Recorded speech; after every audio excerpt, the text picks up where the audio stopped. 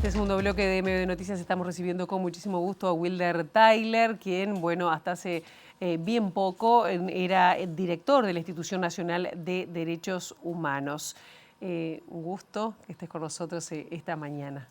Muchas gracias por invitarme. Por favor, habías dicho que era por la renuncia antes de tiempo, ¿no? Por motivos personales. ¿Hubo algún otro motivo de fondo que te llevó a esto, a no terminar el periodo, el segundo periodo? Porque es el único que estaba repitiendo. Yo ya estaba cumpliendo 8 años casi en la institución y los motivos personales son esos, son opciones de vida y de familia que se hacen. Así que eso es así. Después, sí, puede haber habido una circunstancia más particular que acompaña los motivos personales, como fue el hecho de que, bueno, fue un momento en el que se estaba reseteando el sistema político que tiene esa relación tan interesante con la institución. Y me pareció que era una buena oportunidad, digamos, para que se pudieran abordar algunas de las críticas tan fuertes que se formularon en la pasada elección del Consejo Directivo, que por lo menos a mí me afectaron. O sea, yo creo que había algunas que eran ciertas, sobre todo las que se referían a la legitimidad del Consejo, que no es poca cosa para alguien que está sentado allí. Entonces, teniendo mis motivos y diciendo, bueno, quizá este sea un buen momento para que cuando se discutan recambios en todos lados también se pueda abordar este tema y quien venga a hacerse cargo goce de la legitimidad que había sido tan cuestionada para otros, porque cuando se cuestionó en el TCA o cuando se criticaba, digo, ahí va todo el Consejo, independientemente de que en mi caso yo había sido propuesto por las organizaciones sociales. Claro, el cuestionamiento para la gente que no ubica era que se criticaba desde las organizaciones sociales que la propuesta tenía que venir de ahí y que no fuera un reparto político, ¿no? Y que no fuera... En tu caso fue el único que tenías apoyo de las organizaciones sociales. Claro, pero cuando se formulan las críticas que vienen acompañadas por un repliegue de muchas de las organizaciones sociales, no todas, quiero aclarar el decir no todas porque es muy importante, pero ahí cae todo el mundo en la bolsa, digamos. Entonces, no sé, me pareció que era una buena coyuntura para hacerlo. Yo hablé con familiares hace muchos meses, explicándoles, es más, fue después de la primera vuelta, explicándoles, mire, yo estoy en este proceso. Hablé con mi equipo también, lo fuimos trabajando y de alguna manera elaboramos un proceso de transición. Un tema muy delicado, es justo que hablas de familiares, porque tú te dedicabas al área de búsqueda de personas detenidas desaparecidas. Casi exclusivamente estuve este último periodo en esa área, sí. ¿Qué te queda pendiente de eso? Porque hubo avances bajo tu administración, no sé, ¿cómo puedes decir? Gestión. Gestión. Pero la gran mayoría de las cosas quedan pendientes. Tuvimos 3 hallazgos en este último periodo en el que yo estuve a cargo. 2 en el Batallón 14 y 1 en Buenos Aires, en el caso de Jorge Pedreira. Eso trajo un poco de solaz y de alivio a algunas familias y la gratificación. Pero la verdad que lo que queda por delante es mucho más que lo que se ha hecho y hay muchas cosas para hacer que todavía no se han hecho. O sea que es un trabajo enorme que requiere además un esfuerzo conjunto de la sociedad y el Estado. Claro. ¿Y hay apoyo para seguir buscando? ¿Depende de la voluntad de un director que se aboque a eso? ¿Cómo ves a futuro esto? En el país. Y en el país, sí. Sí, yo creo que hay apoyo.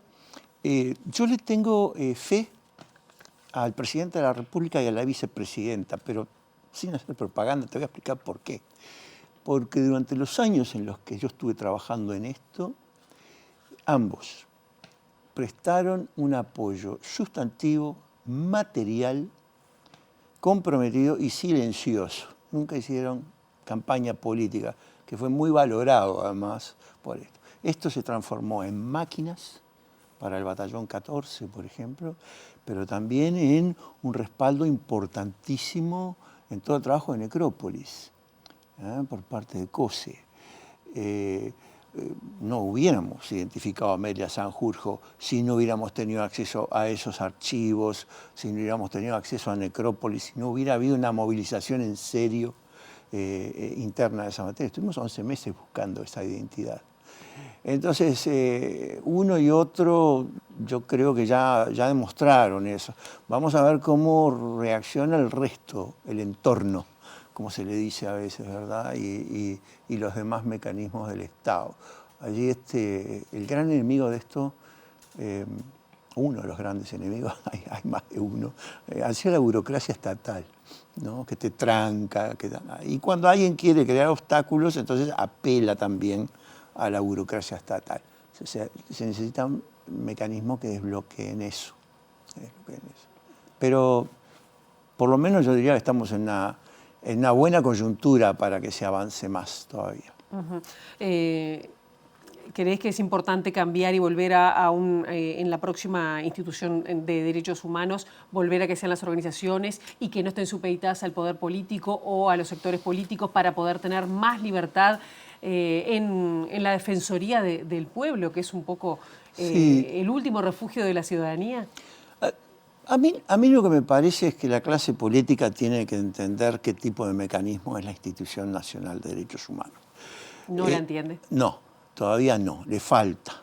Algunos lo entienden, pero otros no. Y que es una expresión de democracia moderna que se ha generado para que incluso, no únicamente, pero que incluso critique al Estado desde adentro, con el mismo peso del Estado. Y todavía eso no está claro. Hay muchos que creen que esto es una cuestión promocional, de seminarios, capacitaciones, conferencias, mesas redondas, etc. Pero no es eso. Eso lo hace cualquiera. Eso lo hace cualquiera.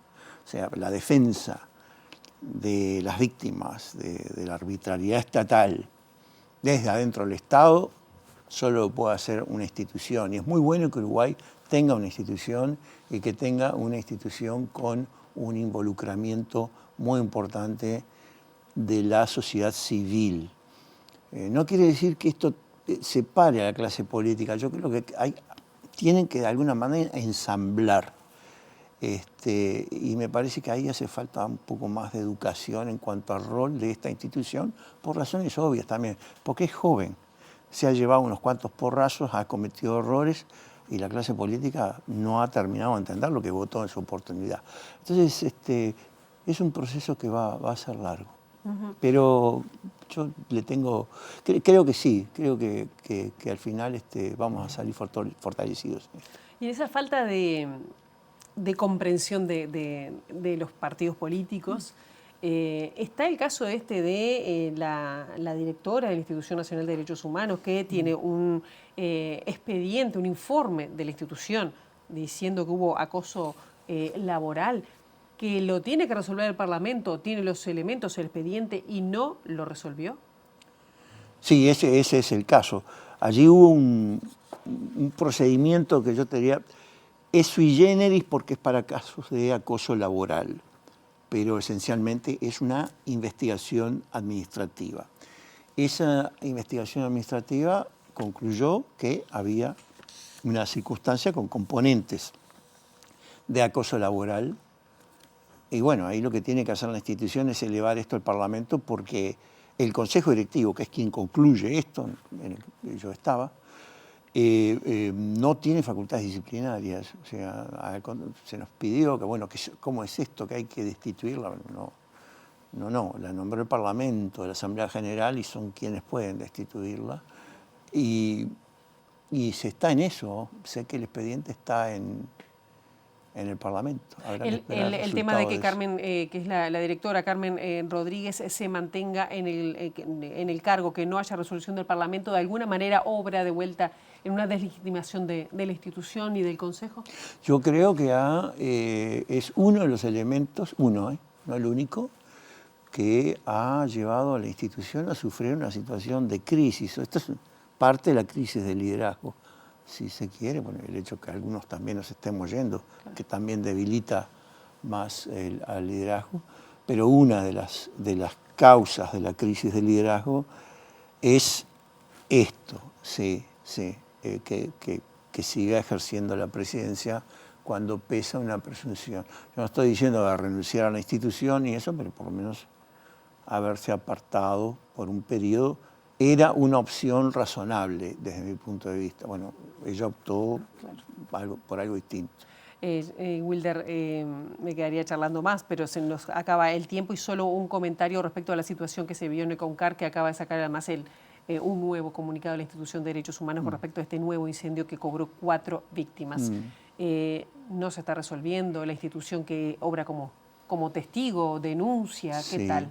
Bueno, mira, en poco tiempo 2 cosas te digo sobre eso. En primer lugar, es la tercera vez en menos de un año, ¿verdad?, que se queman entre ellos los reclusos. Y en estilo masacre, número uno. El segundo es, yo escuché al ministro Negro, tiene razón, la LUC es responsable en gran medida de esto, pero además se dijo, porque la institución fue al Parlamento y les dijo, esto va a aumentar la violencia intracarcelaria, con todas las palabras, y no nos dieron bolilla. Y la última cosa es, sí, es estructural, pero que sea estructural no quiere decir que nadie tiene la culpa. Probablemente quiere decir que todos tienen la culpa, porque si es estructural, es a largo plazo y debió haber sido abordado, bueno, por este gobierno que está entrando, esperemos que sí, por el anterior y por el anterior. Y no fue lo que se hizo. De alguna manera han estado siempre relegados al segundo plano. Esperemos que este llamado a la conciencia y al horror que tiene que generar esto, finalmente nos movilice en serio. Wilder Tyler, un gusto, como siempre. Con ganas de más. Muchísimas gracias.